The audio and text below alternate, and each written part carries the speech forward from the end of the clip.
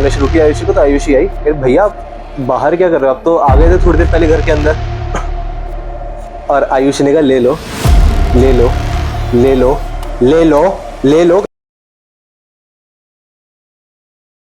तो जय श्री राम दोस्तों, स्वागत है आपका गॉड क्रू के पहले पॉडकास्ट पे। आज हमारे साथ जुड़े हैं अतर भाई। कुछ नए टॉपिक्स लेकर आए हैं वो। हमने काफी टाइम से अतर भाई से बात करने की कोशिश करी, लेकिन अतर भाई हमें रिप्लाई नहीं करते। करता हूँ भाई, करता हूँ, ऐसी बात नहीं है। तो उन नए टॉपिक्स में से कुछ टॉपिक्स अतर भाई आज हमारे साथ डिस्कस करेंगे। तो अतर भाई क्या हाल है भाई आपके? बिल्कुल बढ़िया भाई, आप बताओ आप लोग कैसे हो? बढ़िया है, बिल्कुल बढ़िया। तो आज किस बारे में बात करने वाले हैं हम? यार 2-3 कहानियां पहले तो मुझे ये बताओ, इतनी बार रिप्लाई क्यों नहीं करते आप? मैं भाई करता हूँ, आप देखते नहीं हो। अपनी नई वीडियो में आप नए चैनल पे बहुत बिजी रहते हो। वैसे भाई का नया चैनल भी है, एक भाई ने चैनल बनाया है, एक दास्तान। आप उस चैनल को भी जाके सब्सक्राइब करना, चेक करना जाके। बहुत बढ़िया कंटेंट है भाई का, आपको लिंक मिल जाएगा डिस्क्रिप्शन में। हमारे इंटेलेक्ट बातें करते हैं भाई उसमें बहुत। तो इस बारे में आप क्या बताना चाहोगे? अपने चैनल के बारे में क्या बताना चाहोगे भाई? देखो यार, मेरा पेशा है कहानियां सुनाना, कहानियों की कहानियां सुनाना, तो उसी के लिए मैंने चैनल बनाया है। तो अगर आपको हल्का सा भी इंटरेस्ट है लिटरेचर में, अगर आर्ट्स की फील्ड में आपका इंटरेस्ट है, तो जरूर चैनल देखिएगा। मैं भी नहीं कह रहा सब्सक्राइब करना है, फॉलो करना, आप एक बार देखना कंटेंट। अगर आपको लगे कि हाँ कुछ सीखने को मिल रहा है, बढ़िया लग रहा है, तो आप जुड़िएगा हमारे साथ। किस बारे में कंटेंट बनाते हो भाई आप? मैं भाई मतलब कोशिश करता हूँ कि लोगों को कहानियां तो पता होती है, पर कहानियों से जुड़ी हुई जो कहानियां होती है उसके बारे में इतना नहीं पता होता है। कुछ कहानियां होती है जो पता भी नहीं होती, तो मैं कोशिश करता हूँ कि वो लोगों तक पहुंचे, जिससे कुछ वो सीखे। मैंने कुछ वीडियोस देखी थी, उसमें आप माइथोलॉजिकल वर्सेस पे भी आपने कुछ वीडियोस बनाई थी कि उनके मतलब वगैरह बता रहे थे आप। हाँ जी, उसके बारे में बताओ थोड़ा सा कि क्या टॉपिक क्या है उसके अंदर। मेरे ख्याल से आप उसकी बात कर रहे हो, दत्तात्रेय वाली एक जो बनाई थी मैंने। तो वो कहानी एक हमें मिलती है कि हमारे पुराणों में कि एक दत्तात्रेय एक भगवान माने जाते हैं, अवधूत दत्तात्रेय कुछ उन्हें बोलते हैं। उनकी एक कहानी है कि वो एक बार जंगल में बैठे होते, तो उन्हें एक राजा मिलता है, वो अपना सब कुछ छोड़ के जा रहा होता है। तो दत्तात्रेय उन्हें बताते हैं कि मेरे 24 गुरु हैं। वो सोचते 24 गुरु किसके होते हैं, मतलब 1 गुरु 2 गुरु समझ आते हैं, 24 गुरु। तो दत्तात्रेय उन्हें ये बताते हैं कि जिंदगी में अगर आपको कुछ भी कोई सिखा सकता है, छोटी से छोटी चीज, एक मकड़ी हो गई, एक सांप हो गया, या ये पृथ्वी या सूरज भी हो गया, वो भी आपको कुछ सिखा ही रहे हैं, तो आप वो भी तो आपके गुरु ही हुए। तो बेसिक उसका एक ये निष्कर्ष निकल के आता है, एक मोरल ये निकल के आता है कि आपको कुछ भी अगर सीखने को मिल रहा है इस दुनिया में, तो सीखो। छोटी से छोटी चीज आपको कुछ सिखा सकती है। तो आप 24 गुरु ना बनाओ, उनको गुरु का टाइटल मत दो, बट जितना सीख सकते हो सीखो, क्योंकि वो जिंदगी में आपके काम जरूर आएगा। जैसे आप बता रहे थे माइथोलॉजी की, आप काफी रिसर्च करते हो, बातें करते हो, पर आपने जैसे ऑफ द कैमरा में बताया कि आप मतलब कोई अलग ही स्टोरी हमें आज सुनाओगे, बिल्कुल डिफरेंट जॉनर का जी। तो वो किस बारे में है? देखो, जैसे मैंने भी बताया, मेरा पेशा कहानियों से रिलेटेड है। तो कहानियों में कोई जॉनर स्पेसिफिक नहीं होता, वो कुछ भी हो सकती है। और आपके जो जो पिछली वीडियोस आपने डाली है, उसमें बेसिकली आपने कुछ मिस्ट्री, सस्पेंस, थ्रिल ऐसी बातें की है, सीरियल किलर। तो मैंने सोचा क्यों नहीं ऐसी चीज लेके आए जो हर कोई रिलेट करता है। इस देश की तो एक रूह है डरावनी कहानियां।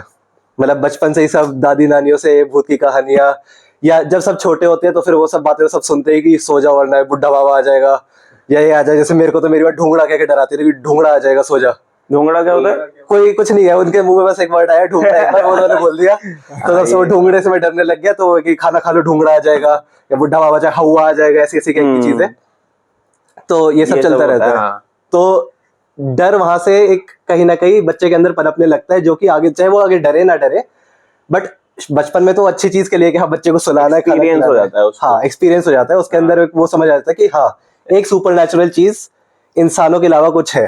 सही बात है। तो उसी मतलब ऐसे ही एक तो सोचा कि थोड़ा डर को ही एक्सप्लोर कराते हैं लोगों के आज। तो आज कुछ ऐसी ऐसी कहानी, कुछ ऐसी घटना बता दो जो आज व्यूअर्स देख के हैरान रह जाए। मैंने एक दो डरा दो आज, क्योंकि 1-2 कमेंट मैं यहाँ पे नीचे टैग कर दूंगा और उसका स्क्रीनशॉट भी डाल देंगे। कुछ कमेंट्स भी हमारे पास ऐसे आए हैं, और इवन इन पर्सन भी बोला लोगों ने कि हॉरर पॉडकास्ट वगैरह केटर करो तुम। तो मेरे को तो सबसे पहला दिमाग आपका ही दिमाग में आया नाम कि भाई आप ही बताओगे। तो आज कुछ ऐसा बता दो बढ़िया। चलिए बिल्कुल, एक कहानी सुनाता हूँ फिर मैं आपको। तो पहली चीज तो मैं ये क्लैरिफाई करना चाहता हूँ कि मेरा कोई काम अंधविश्वास फैलाना नहीं है, मैं कहानियां सुना रहा हूँ। मैं सबसे ये कहना चाहूंगा, जो लोग ये देख रहे हैं, आप लोग यहाँ पे बैठे हुए, कि वही सीखने वाली बात को कि इसको थोड़ा उसी वे में लेना, अंधविश्वास मत फैलाना अपने बीच में। इतना सीख लेना कि क्या सही है क्या गलत है, वो सोच के एक बार इस कहानी को सुनना अपना दिमाग खोल के। कहानी इस तरीके से है कि मेरे जान पहचान में एक अंकल, उनके पड़ोस में ये चीज हुई थी।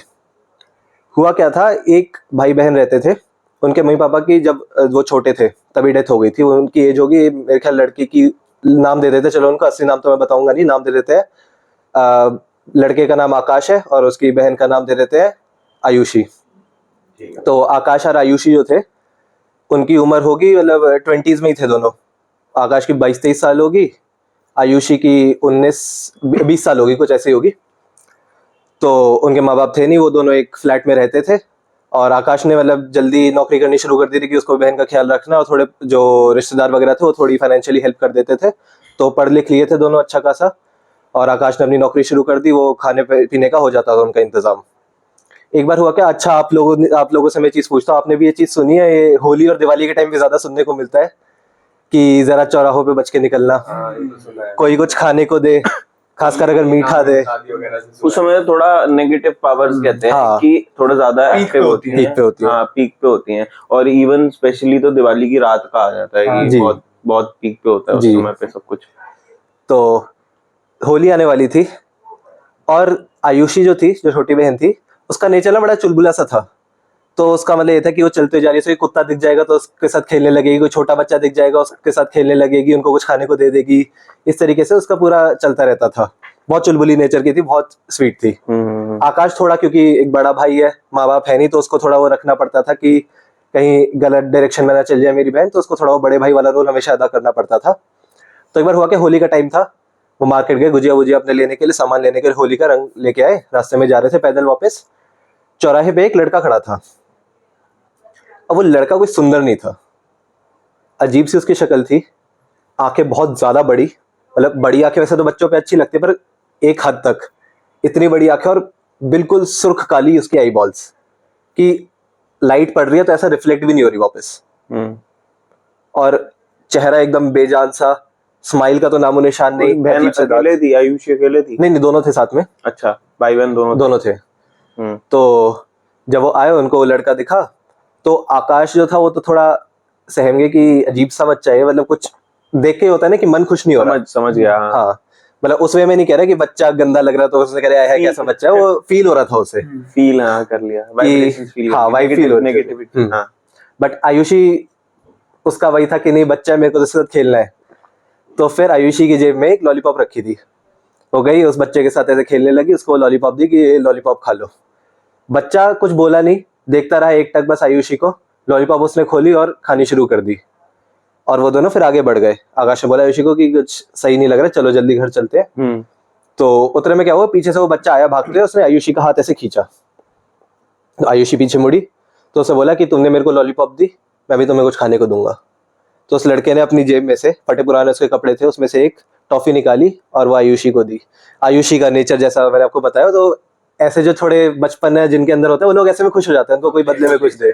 हाँ, तो वो बहुत ज्यादा ऐसे कह रहे कितना प्यारा बच्चा है, इसने मेरे को टॉफी दी लॉलीपॉप के बदले, तो बहुत अच्छे बच्चे हो, ऐसे कह के उसके साथ और खेलने लगी और चलने लगी।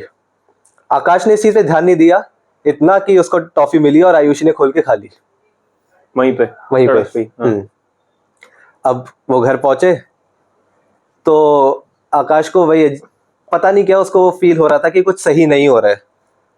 उसने भी चीज सुनी थी कि होली दिवाली पे कुछ चीजें अजीब हो जाती कभी कभी, तो थोड़ा सावधान रहना चाहिए। बट उसको भी ये लगा कि ना मेरे किसी ऐसे पोटली वोटली में पैर पड़ा है, ना कोई नींबू मिर्ची कुछ ऐसे टोटका मेरे आसपास हुआ है, तो घबराने वाली बात नहीं है, सब सही है। अब उस रात क्या हुआ, आयुषी का एक कमरा था और आकाश भाई का एक कमरा था।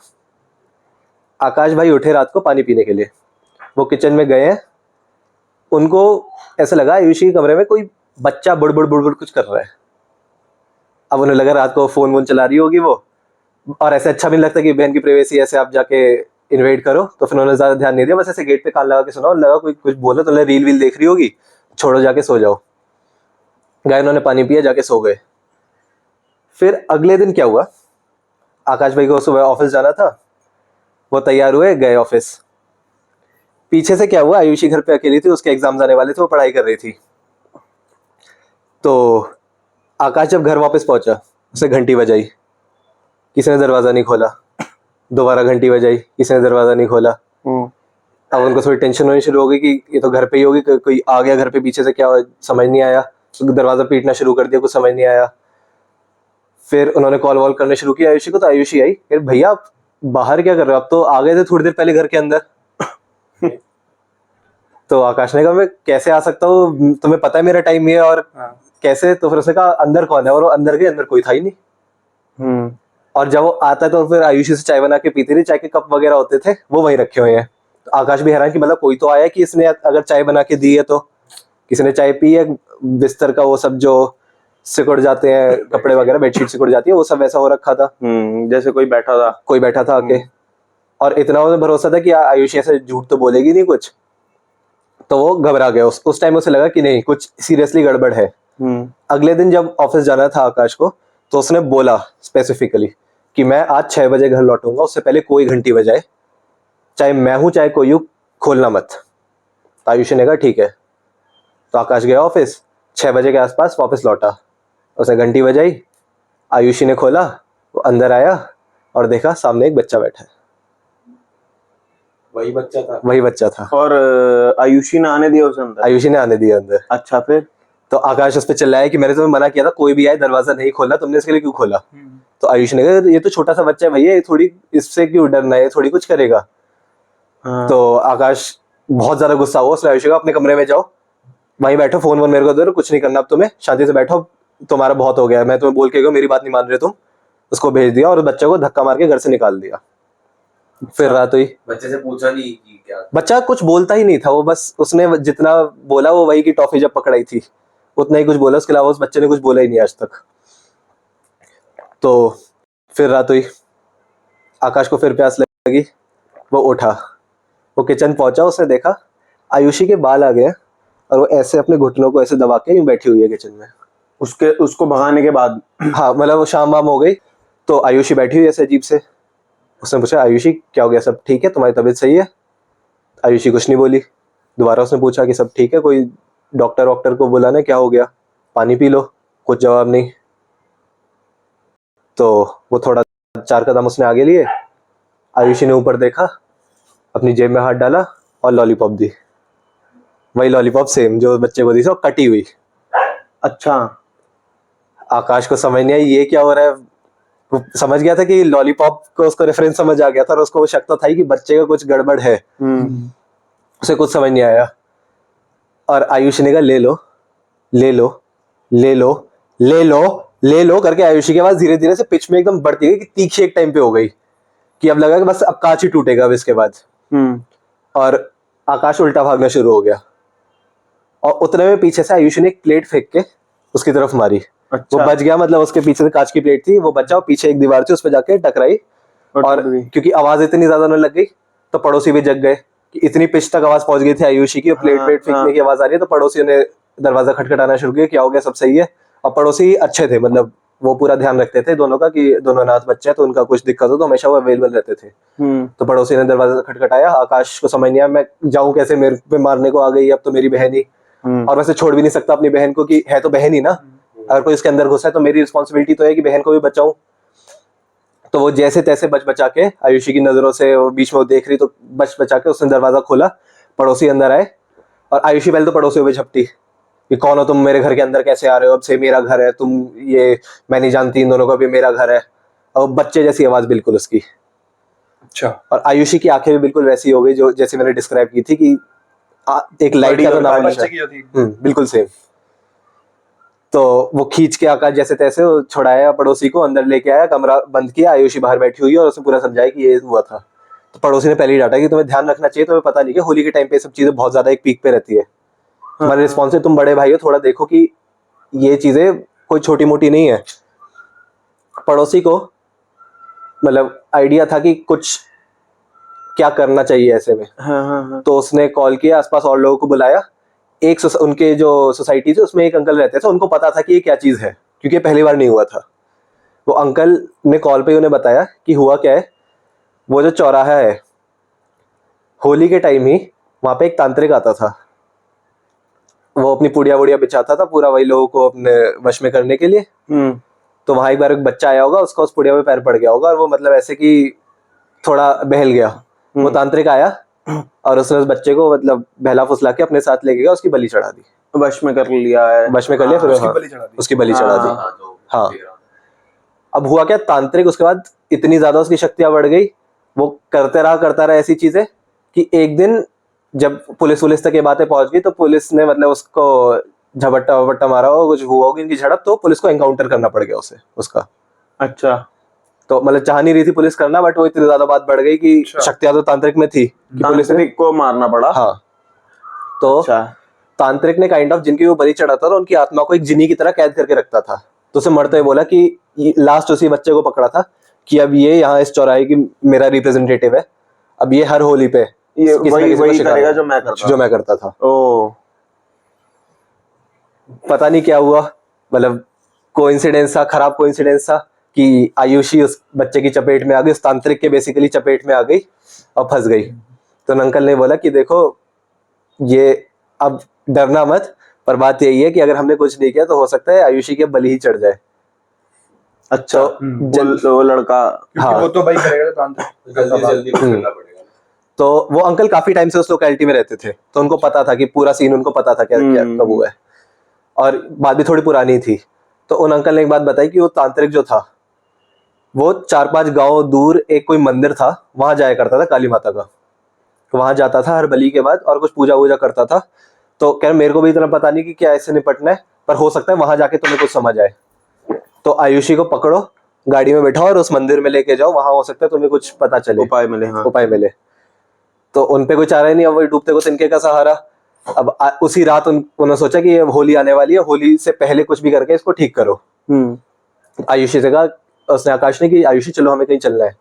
आयुषी ने कहा मेरे को पता है तुम कहाँ लेके जा रहे हो, मैं नहीं जाऊंगी। आयुषी चलो, नहीं मैं नहीं जाऊंगी, चलो नहीं जाऊंगी।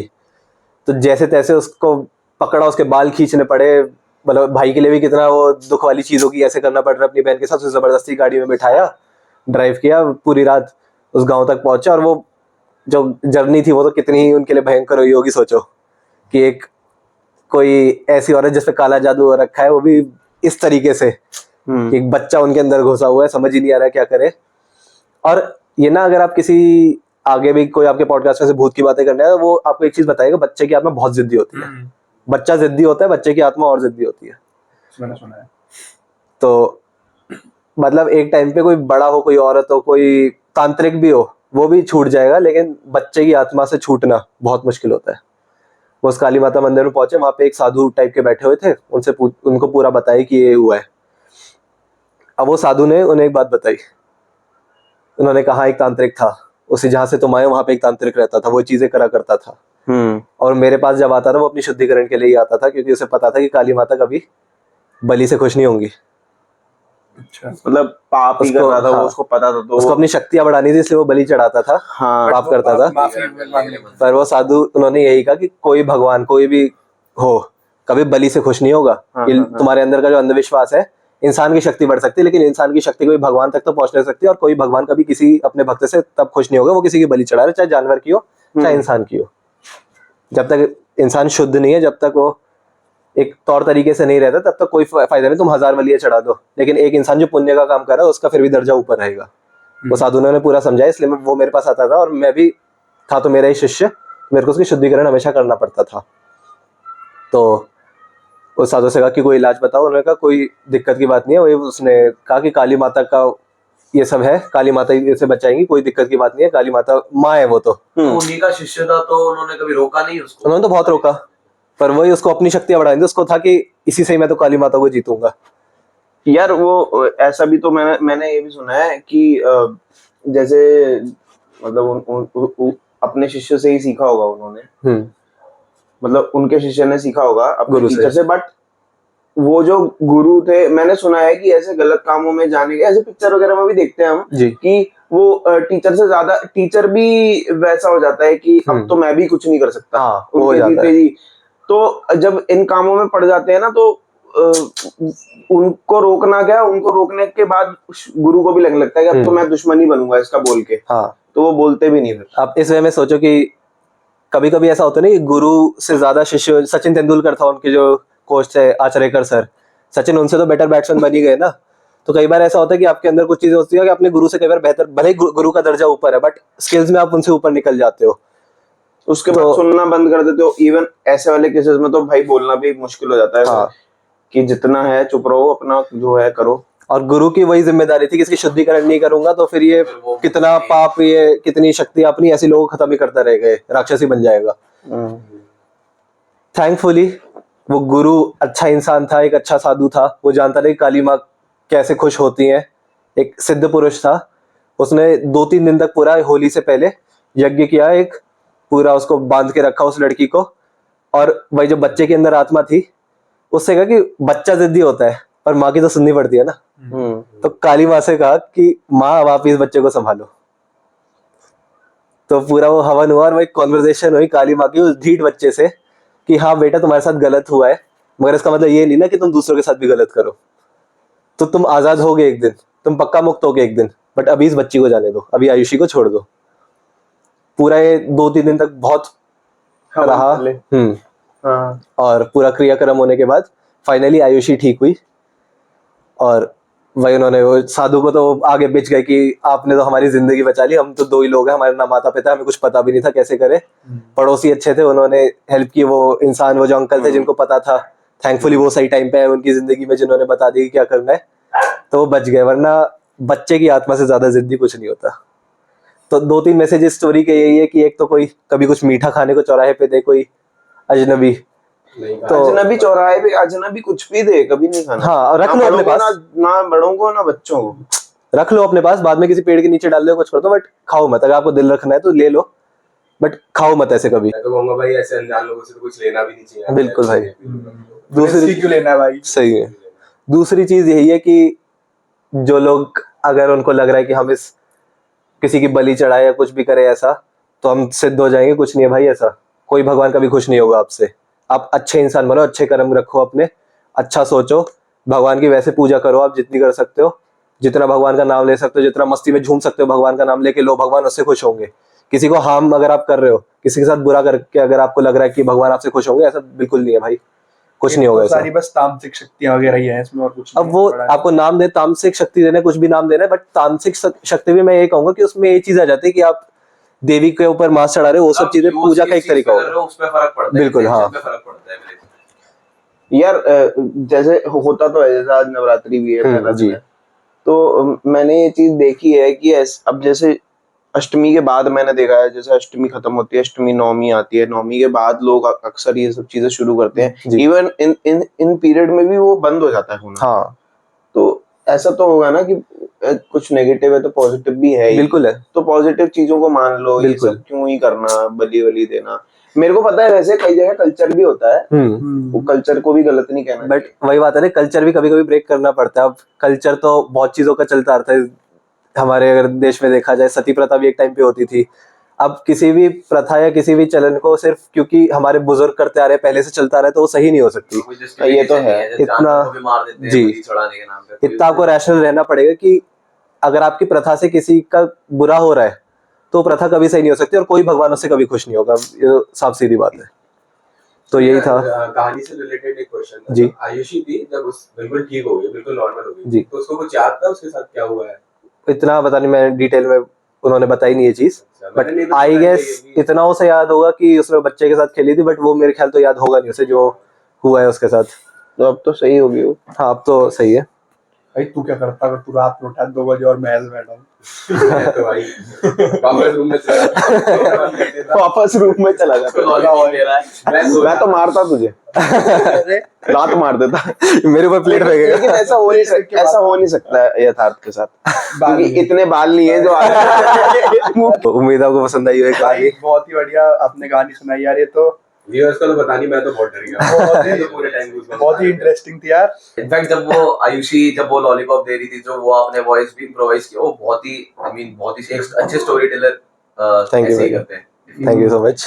तो इसी के साथ खत्म करते हैं भाई आज के पॉडकास्ट को। एक चीज मैं और बोलना चाहूंगा कि डर से डरने की जरूरत नहीं है। डर एक पॉजिटिव चीज ही है कि आप ये सोचो, आप अगर डर ना हो, इंसान सड़क के बीच में से खड़ा हो जाएगा कि कोई गाड़ी मेरा क्या ही उखाड़ लेगी, और वो डर जरूरी है नहीं, गाड़ी से टक्कर होगी तो मेरी जान चली जाएगी, मेरे परिवार का क्या होगा। तो डर जरूरी है। तो डर और अंधविश्वास में वो फर्क जो है उसको बस निचोड़ के रखने का काम आपका है। कभी कभी कुछ बुरा होने से बचा लेता है। बिल्कुल, इसलिए डर का पर्पज है। आप शेर के सामने से खड़े हो जाए, मैं तो नहीं डरता, शेर आपको खा जाएगा भाई, जरूरी है डर। बेवकूफी है। तो भाई इसी मैसेज के साथ आज की वीडियो खत्म करते हैं। मैं होप करता हूँ आपको आज की वीडियो अच्छी लगी हो। अगर अच्छी लगी हो तो आप हमारे चैनल को सब्सक्राइब कर सकते हैं, लाइक कर सकते हैं और कमेंट जरूर करें कि आपको और ऐसी वीडियोस चाहिए या कौन सा जॉनर चाहिए। और हमारे भाई अथर भाई का भी चैनल सब्सक्राइब करें। जय श्री राम।